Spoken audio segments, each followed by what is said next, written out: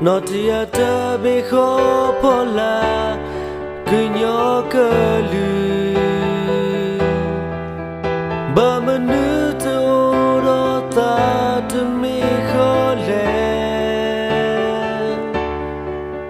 Notia to okibe kunyo kosa to okibe Yuda so kumo to pa Takumaba Krala Okay to me holy Kosa to be koi apu Yapwa kalu Bamanu to rota to me holy Notia te okibe Kunyoko sa te okibe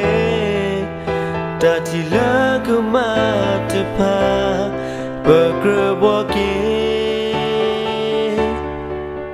Potosu Lata te plekopu Bakrabwati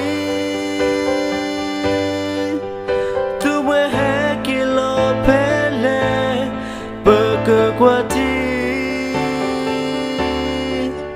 Kholo hai kilo pele hai batagalo ta bapusa tuklo kho let ko su pole ta kipu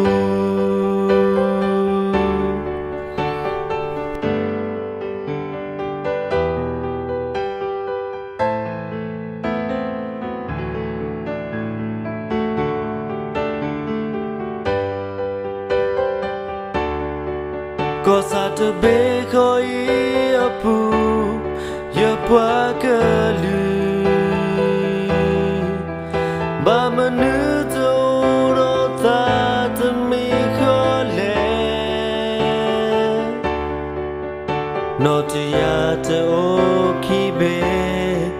Kunyoko sa te okibe Tati laguma te pa Bakrabwaki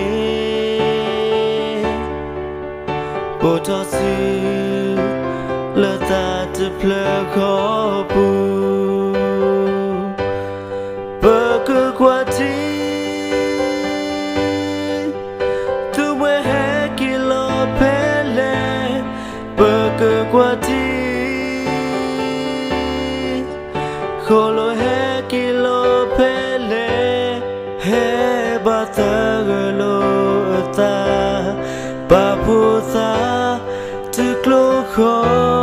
let ko su pole ta kipu Bakwati Tuwe hai kilo pele